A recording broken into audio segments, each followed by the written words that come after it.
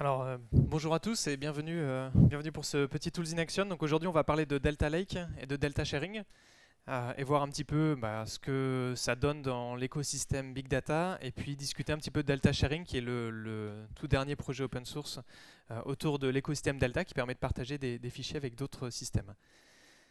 Donc je m'appelle Quentin, je suis solution architecte chez Databricks et Databricks c'est l'éditeur derrière ces solutions open source. Donc vous avez tout un écosystème. Alors en général, Databricks est reconnu comme étant le créateur du framework Spark, mais pas seulement. Vous avez MLflow, Redash, Koalas et du coup Delta Lake. Aujourd'hui on va parler de Delta Lake et voir un petit peu ce que fait ce projet-là et comment ça peut vous accélérer dans vos projets data. Donc pour comprendre l'intérêt de Delta Lake, il faut commencer par voir un petit peu tous les problèmes et tous les challenges qu'on peut avoir quand on construit des entrepôts de données, donc des data lakes, sur des systèmes traditionnels. On a en général très rapidement de grosses problématiques liées à la fiabilité de vos données. Donc en fait on a beaucoup de choses autour de jobs qui vont être en échec et des jobs qui vont être écrits à moitié. Ça peut être très rapidement compliqué de rajouter de la donnée, surtout quand vous avez des écritures concurrentes qui arrivent en même temps. Donc là on parle de systèmes qui sont typiquement des systèmes manipulés avec des moteurs comme Spark ou d'autres d'ailleurs, mais qui hébergent leurs données sur des buckets S3 ou sur de la DLS, enfin des blob storage dans les cloud providers ou du HDFS. C'est avec ce genre de solutions qu'on a ces problématiques. On a des grosses problématiques de performance aussi.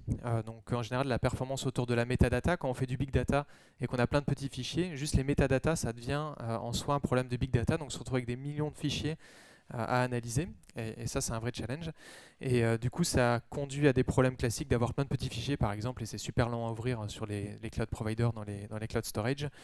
Et ça met des problématiques de performance rien qu'au niveau des metadatas, en fin de compte. Ensuite, vous avez plein de choses autour de la sécurité, autour de la qualité de la donnée. Qualité de la donnée, un exemple classique, c'est que vous avez une table dans laquelle vous écrivez des données au format Parquet, par exemple. C'est le format standard qui est utilisé à peu près partout maintenant.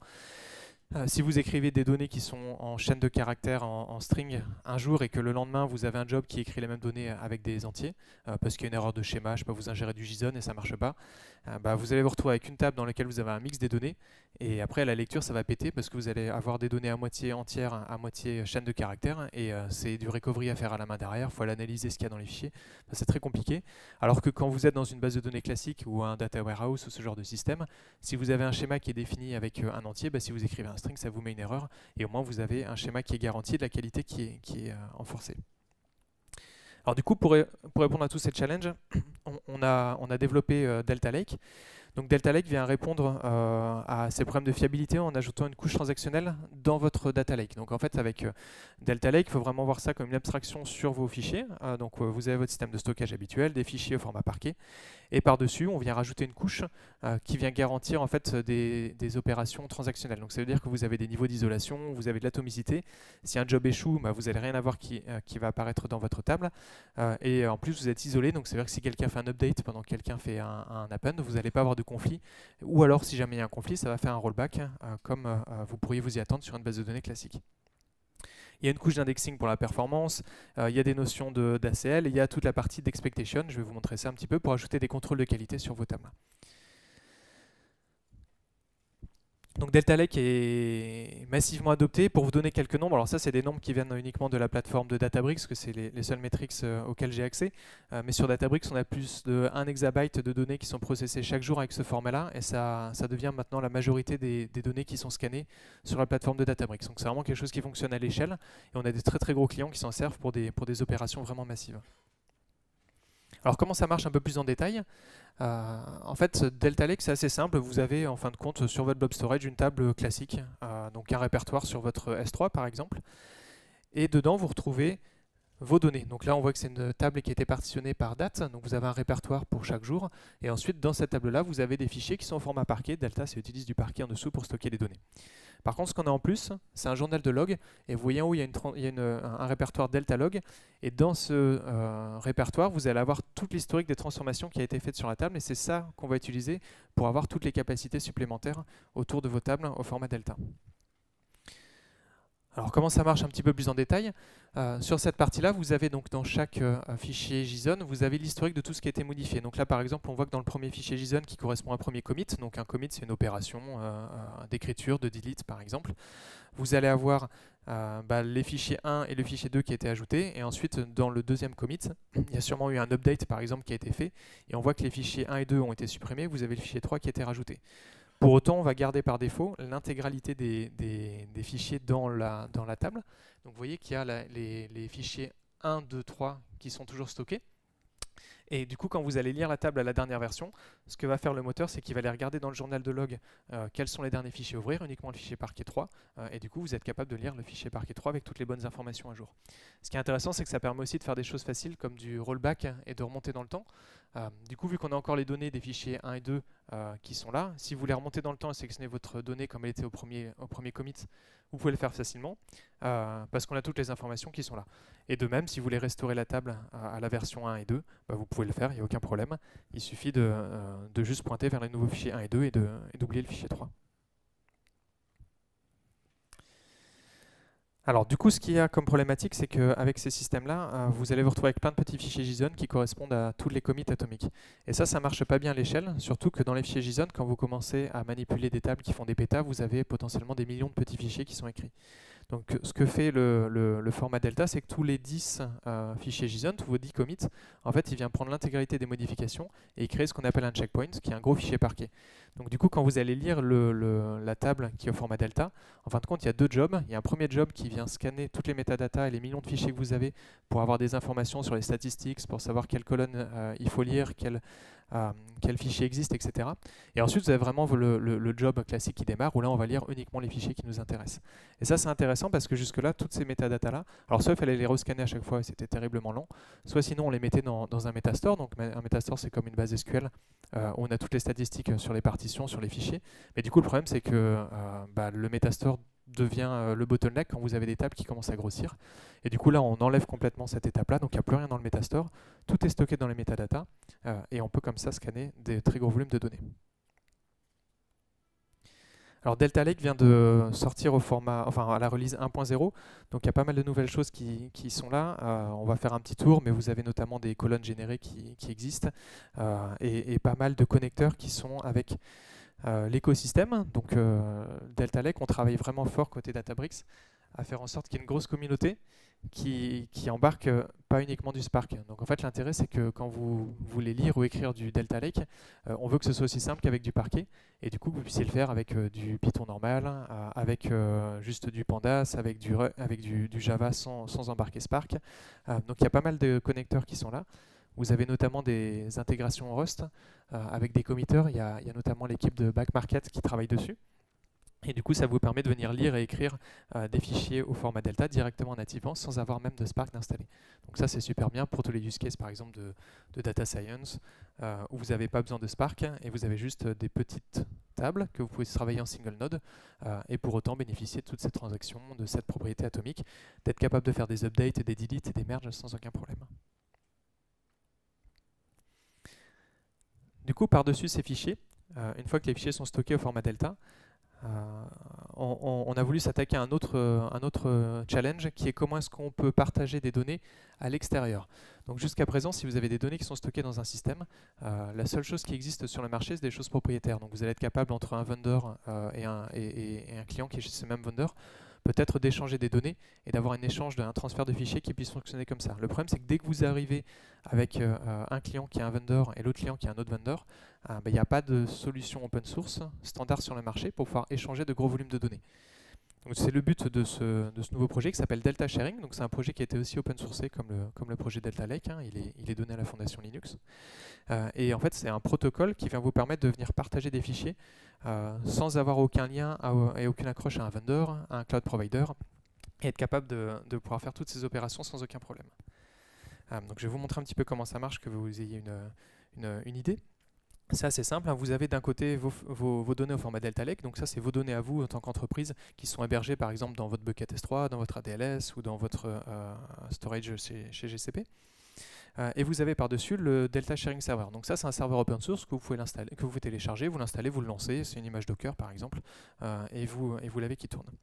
Ensuite, quand vous voulez partager ces données-là avec un client, donc là on est plutôt sur par exemple un partenaire, quelqu'un qui n'est pas dans votre système, qui n'aurait pas accès à votre LDAP, que vous ne pouvez pas synchroniser facilement.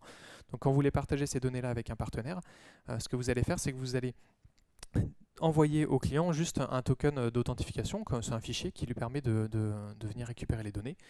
Du coup, le client va venir faire une requête à votre serveur Delta Sharing en lui demandant par exemple d'accéder à la table Sales. Le Delta Sharing va vérifier que l'utilisateur ait bien les permissions.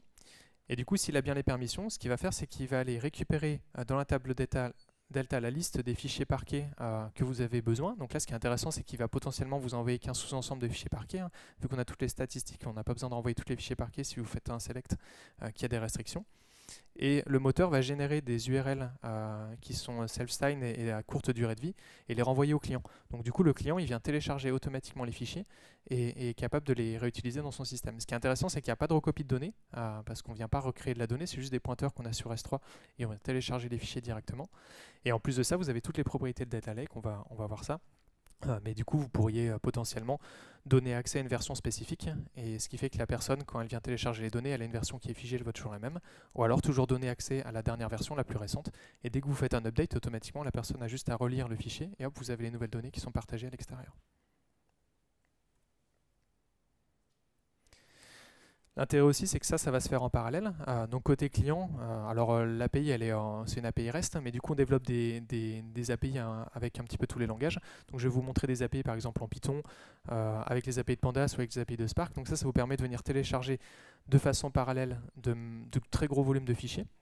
Et du coup, potentiellement, de faire ces transferts-là avec des terras de données. Comparé à, je ne sais pas si jusque-là, vous vouliez télécharger des données, par exemple, en utilisant un client JDBC, c'est terriblement lent, ça ne marche pas très bien. Là, vous avez un accès direct au fichier, du coup, vous pouvez utiliser toute la puissance des cloud providers pour télécharger des terras sans aucun problème. Donc Delta Sharing a un gros écosystème et on travaille vraiment à l'intégrer avec tout type de données. Donc on retrouve le client en Rust par exemple, mais pour vous donner des exemples, on a Tableau qui a fait une intégration. Donc Tableau n'a pas du tout de Spark, simplement quand Tableau a l'accès aux fichiers parquets, récupère les fichiers parquets, ensuite Tableau sait analyser ces données-là directement dans son moteur. Donc on est vraiment sur une notion de partage de données avec n'importe quel autre système, n'importe quel autre vendor, que ce soit du coup Databricks ou non, il n'y a pas de rapport, et quel que soit par exemple le cloud provider, ou même si vous avez des choses on-prem, potentiellement vous pouvez avoir un back-end qui gère ça. Alors, dernière slide avant de passer à la partie plus démo. Il y a une survey si vous êtes intéressé sur la roadmap de Delta Lake, donc c'est la roadmap open source. Alors il y a un form à remplir, si vous êtes intéressé faites-moi signer à la fin, je vous donnerai un peu plus de détails. C'est le but pour vous, si vous avez des features qui vous intéressent particulièrement sur la roadmap de Delta Lake, d'y participer et potentiellement de upvoter des features pour qu'elles arrivent plus vite sur la partie open source de Delta Lake. Donc n'hésitez pas à prendre une photo si vous voulez, sinon venez à la fin, je vous donnerai le lien directement du survey. Et vous pouvez gagner des t-shirts, de magnifiques t-shirts Delta Lake. Allez, ça marche. Du coup, je vais passer une démo pour vous montrer un petit peu comment fonctionne le projet. Et on va pouvoir regarder ça ensemble. Alors, dites-moi juste si au niveau de la taille, c'est bon. Je vais peut-être zoomer un petit peu pour que ça passe mieux.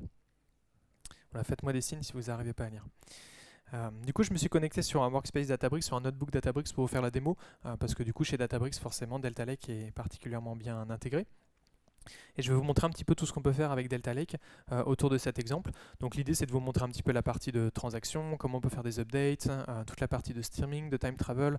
On a des opérations de clone aussi, zéro copie, qui sont intéressantes. Donc du clone zéro copie, c'est du coup vu qu'on a les pointeurs vers les fichiers en fait, vous pouvez juste recréer les métadatas et garder les fichiers parqués sur la table. Donc vous faites comme un lien symbolique en fin de compte sur un OS. Et ça vous permet de cloner des tables super facilement d'un environnement de production à un environnement de pré-production. Et puis on verra un petit peu les nouvelles features de partitions générées et la partie de CDF sur la fin. Alors du coup pour cette démo je vais utiliser un jeu de données qui est un jeu de données assez classique de prêts. En fait c'est des prêts qui ont été accordés à des personnes. Vous avez du coup un ID, vous avez le montant du prêt. Et vous avez par exemple les taux d'intérêt, ce genre de choses. Et le but du jeu, c'est d'utiliser un data science en général pour savoir si on peut trouver des indicateurs qui font qu'un client est plutôt à risque ou pas à risque par rapport à son défaut de paiement. Alors du coup sur Databricks, quand vous exécutez des commandes, vous avez un cluster qui est démarré. Donc là j'utilise un cluster qui est partagé avec d'autres personnes, qui est rattaché à ce notebook-là. Donc dès que je vais prendre une cellule et exécuter la cellule, ici je clique sur Play, alors je vais le faire au clavier après pour aller plus vite, mais vous allez voir. Ce que ça va faire, c'est que ça va venir exécuter ces commandes-là. Donc ça prend l'intégralité des commandes, ça les envoie à mon cluster, ou à mon nœud, ou à ma machine, peu importe. Ça fait les transformations et ça m'affiche le résultat en fonction des instructions, comme un notebook classique. Donc pour vous montrer comment vous servir de Delta Lake, en fait c'est vraiment super simple, il n'y a rien de spécial à faire. C'est juste un nouveau format de fichier. Donc jusque-là, quand vous utilisiez les API de Spark, vous faisiez du create table using Parquet, et avec les API Python c'est la même chose, vous avez un format qui s'appelle Parquet. Avec Delta, c'est super simple, vous avez juste à venir faire un create table using Delta, et ensuite vous mettez juste le format Delta aussi, et automatiquement vous avez votre table au format Delta. Et c'est tout ce que vous avez à faire, et là automatiquement vous avez des transactions acides, vous pouvez faire des updates, vous pouvez faire des deletes, vous pouvez faire toutes ces informations là, et tout va fonctionner. Bon, alors vous pouvez aussi faire la même transformation SQL, je vais lancer celle-ci en même temps. Voilà, vous avez les résultats qui apparaissent. Donc là ce que j'ai fait, c'est venir juste lire des fichiers au format Parquet. C'est mes fichiers d'entrée, et du coup je les réécris au format Delta. Donc vous voyez, si vous connaissez les API de Spark, c'est super simple, c'est des API classiques, juste avec le format Delta. Et c'est la même chose quand vous voulez lire du coup des tables au format Delta. Donc là je fais un Spark Read, format Delta, je charge mon répertoire, et vous avez toutes les données qui sont là. Ce qui est intéressant, c'est que du coup ici, vous avez toutes les informations, toutes les statistiques, vous n'avez plus besoin de Metastore pour avoir des accélérations sur les partitions, etc. Vous avez tout qui est stocké dans ce répertoire-là. Il n'y a plus rien dans le Metastore. On s'en sert que, par exemple, si vous voulez racheter une couche de sécurité de type Grant sur les tables SQL, ça a toujours du sens. Mais pour le reste, que vous requêtez la table directement ou la table dans le Metastore, ça revient au même. Il n'y a plus de notion de MSCK Repair, si ça vous parle, où on a rajouté des partitions, il fallait synchroniser le Metastore avec les partitions parce qu'elles étaient rajoutées à la main. Tout ça, ça disparaît parce qu'encore une fois, tout est dans les métadatas. Du coup, vous pouvez faire la même chose en SQL.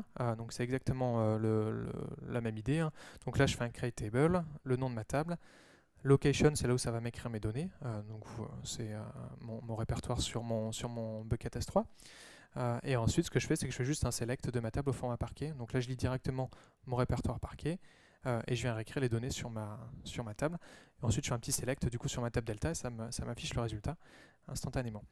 Et du coup, sur cette table, je vais vous montrer à la fin, j'ai rajouté une propriété qui s'appelle Enable Change Data Capture. Donc ça, c'est ce qui va nous permettre d'avoir le CDF, ça s'appelle le Change Data Flow, et qui va nous permettre de traquer toutes les modifications. Je vais vous montrer ça juste après. Pour l'activer, il suffit de tourner cette propriété à true, et automatiquement, vous avez cette feature-là qui arrive. Alors, pour voir un petit peu le fonctionnement et vous montrer ce qu'on a de stocké, on peut venir regarder. Alors si vous faites un describe, vous voyez où sont stockés les fichiers. Donc là vous voyez que les fichiers sont stockés dans mon répertoire, dans Landing Club Demo. Donc c'est ce répertoire là. Et si je fais un ls de ce répertoire, donc ça c'est un pourcentage FSLS, c'est juste un petit utilitaire qu'on a dans Databricks pour venir lister un petit peu ce que vous avez dans un bucket S3 par exemple. Vous voyez la structure de la table, et c'est exactement ce que je vous ai montré dans la slide juste avant. Donc vous avez là l'intégralité de vos données, c'est les fichiers au format Parquet. Et ensuite, vous avez le répertoire Deltalog. Et si on vient lister ce qu'on a dans ce répertoire Deltalog juste ici, et bien vous avez des fichiers au format JSON qui sont vos fichiers de commit, et des petits CRC juste pour checker que tout soit OK. Donc là, on a un fichier JSON. Si on fait 10 opérations, on va avoir 10 fichiers JSON, puis ensuite un fichier Parquet qui vient combiner l'ensemble des informations. Et si vous voulez regarder un petit peu ce qu'il y a dans ces fichiers-là, vous avez toutes les statistiques en fait, des tables. Donc vous avez tous les fichiers, et pour chacun des fichiers, vous avez pour tous les champs les valeurs minimum, les valeurs maximum, toutes ces informations-là. Comme ça, après, quand vous faites un select avec un filtre where, je ne sais pas, l'âge est supérieur à 18, on sait que dans ce fichier-là, potentiellement, il n'y a que des personnes qui ont un âge qui est supérieur à telle valeur. Donc on vient lire ce fichier, les autres on les ignore. Donc si vous avez table à des pétas, que vous faites un select where avec un sous-ensemble assez restrictif, ça peut aller très vite parce qu'on vient lire que quelques gigas potentiellement de données. Et c'est ça qui nous permet d'avoir des résultats très rapides à l'échelle. Donc si vous avez plein de fichiers, même si on a besoin de lister tous ces fichiers-là, vu qu'on utilise la technologie de Spark pour lire le fichier Parquet avec les métadatas, on va être capable de scaler beaucoup de mieux, notamment si vous avez plein de partitions. Quand vous avez plein de partitions dans les tables classiquement, ça crée plein de fichiers. Donc c'est très long à analyser, on doit tout récupérer les métadatas, c'est super lent.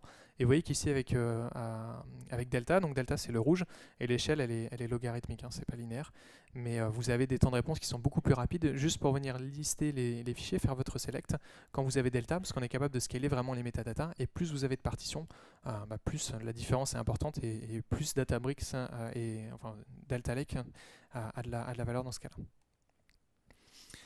Alors je vais vous montrer rapidement la partie de streaming avec Delta. Donc là ce que je fais c'est que je crée un stream qui vient lire ma table avec l'information avec tous mes prêts. Et je viens faire un select sur mon stream que je groupe par état pour avoir la quantité de prêts que j'ai fait sur chacun de mes états. Donc là c'est un job qui vient écouter à chaque fois les nouvelles opérations qui ont été faites sur ma table Delta. Dès qu'il y a une nouvelle opération, ça va mettre à jour mes agrégations et me remettre à jour mon stream. Donc là, vous allez voir, il y a une carte qui va apparaître avec les différentes visualisations des états. Et ça vient nous permettre d'avoir toutes les informations sur les différentes données. Et là, vous avez du coup l'état de Iowa, par exemple, qui a un prêt qui a 2500. Ce que je vais faire, c'est que je vais faire un insert du coup en SQL dans ma table et je vais rajouter plein d'argent, un très gros prêt dans l'état de Iowa. Et vous allez voir qu'automatiquement, l'information là va être récupérée. Alors ça n'a pas l'air dingue comme ça, mais si vous faites ça avec du parquet classique et du Spark, en fait ça ne marche pas parce qu'il va penser que c'est un batch qui a été en erreur de votre job de streaming. Et du coup, vous n'allez pas avoir l'information qui apparaît. Là ici, vu que tout est mergé et que vous avez la lecture qui est en parallèle mais qui n'a aucun impact avec les transactions de Delta, automatiquement les données sont... la donnée... Ah, pardon, j'ai fait un test à la fin. La donnée est insérée. Du coup, vous n'avez pas de problème et tout fonctionne sans erreur.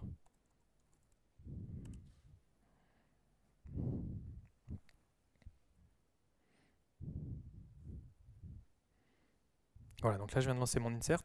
Et du coup, vous allez voir l'état d'Iowa qui vient augmenter avec les nouveaux fonds. Donc, vous allez avoir un million qui va apparaître, il va passer en bleu. C'est les nouvelles données. Donc ça permet du coup de construire des architectures qui sont beaucoup plus simples parce que vous n'avez plus vous soucier de il y a quelqu'un qui lit mon stream, il faut que je fasse un update, il faut que je fasse un delete. Vous lancez juste vos requêtes SQL, ça vous fait vos transformations. Vous avez un delete GDPR à faire, vous faites le delete pendant que quelqu'un vient lire les données, il n'y a aucun problème.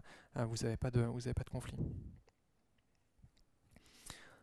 Donc forcément il y a un support pour toute la partie DML, donc ça veut dire qu'on peut faire des deletes, on peut faire des updates et on peut faire des opérations de merge. Donc les opérations de merge, vous savez, c'est un upsert en fait.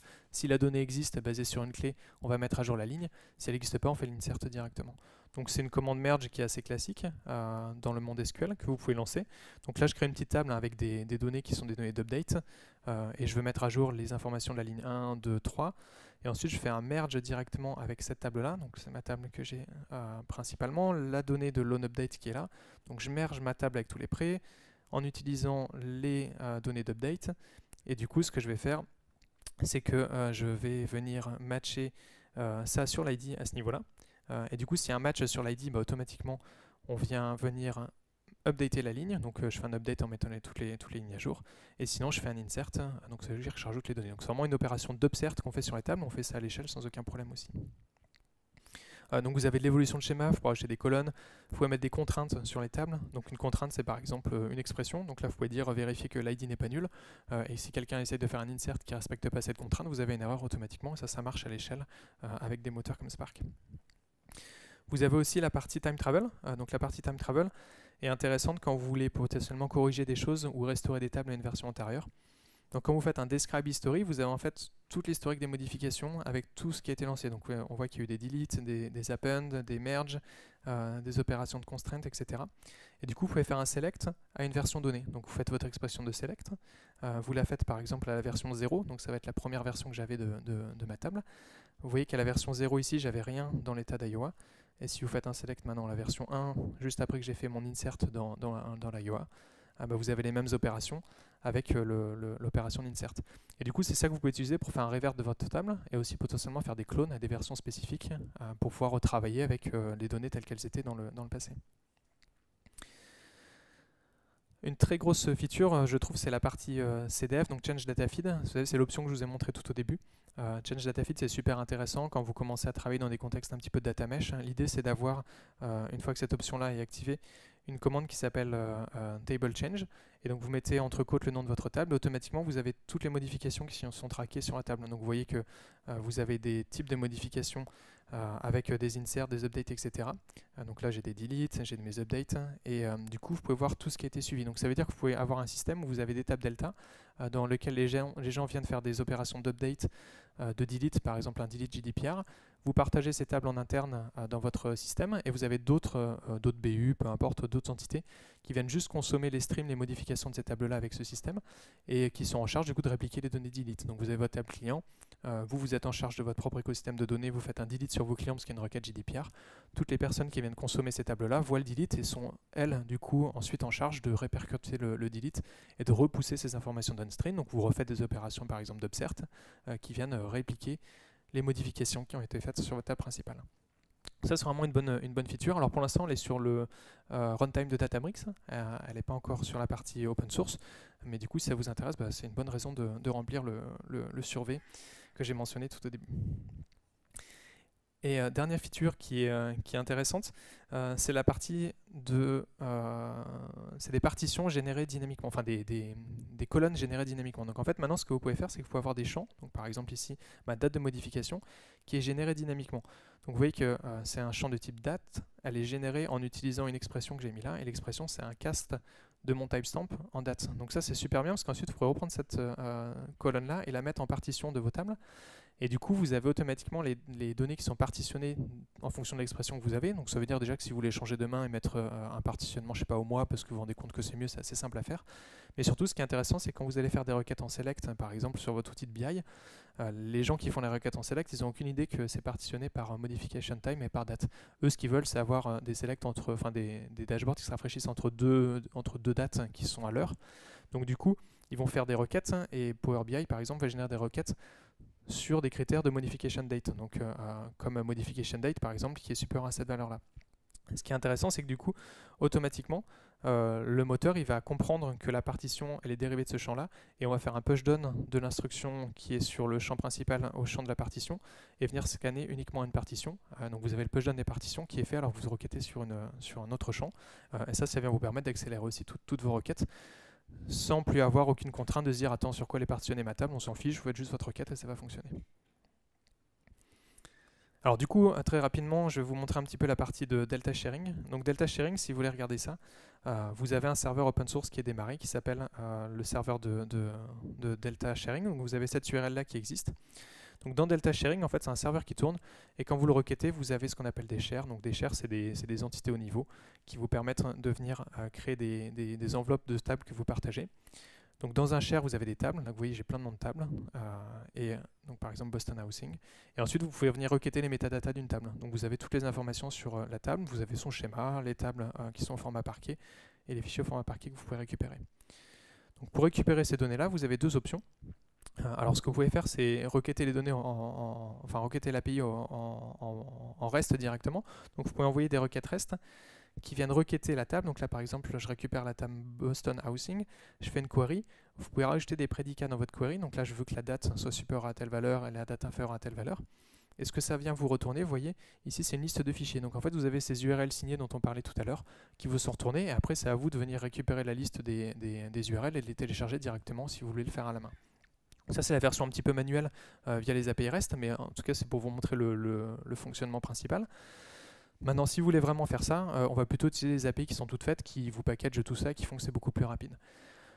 Donc, quand vous utilisez Delta Sharing, vous avez un fichier de configuration qui s'appelle un fichier .share. Dedans, vous avez juste un endpoint, c'est l'URL de mon serveur, et votre token. Donc, ça, c'est le token de la version open source que vous utilisez. Donc, vous créez ce fichier-là. Et ensuite, quand vous créez ce fichier, tout ce que vous avez à faire, c'est à créer un nouveau client qui s'appelle Delta Sharing. Donc vous créez le fichier en mettant l'URL locale du fichier qui contient vos informations d'identification. Et automatiquement, par exemple, là, on voit que c'est toutes les tables qui sont accessibles. Et du coup, si vous voulez accéder à une table, vous pouvez le faire sans aucun problème. Donc pour faire ça, vous pouvez faire par exemple un Spark Read au format Delta Sharing. Vous donnez votre fichier de configuration, vous lisez ça. Et si vous voulez le faire aussi directement avec le client en Python, c'est la même chose, vous pouvez le faire en Pandas. Et du coup, le client de Pandas vient lire les fichiers. Donc il fait une requête sous le capot à l'API REST, il récupère la liste des fichiers, il télécharge les fichiers au format parquet. Et ensuite, vous avez votre Pandas data frame, vous pouvez faire toutes les informations que vous voulez. Donc ça vous permet vraiment de venir partager les données avec n'importe quel autre système. Voilà, du coup pour créer les grants, alors vous avez aussi des appels REST et du coup ce qu'on fournit aussi c'est des crates en format SQL pour venir créer des shares, créer des groupes d'entités et rattacher du coup les permissions à ces groupes d'entités là. Ça vous permet de générer des fichiers de configuration et avec le token quoi, que vous pouvez utiliser dans les API ou alors avec votre client directement. Donc voilà, c'était une petite introduction à la partie Delta Lake et du coup la partie Delta Sharing qui est ce nouveau serveur open source de partage de données. J'espère que vous avez appris des choses et si vous avez des questions, n'hésitez pas à venir me voir. Je suis là.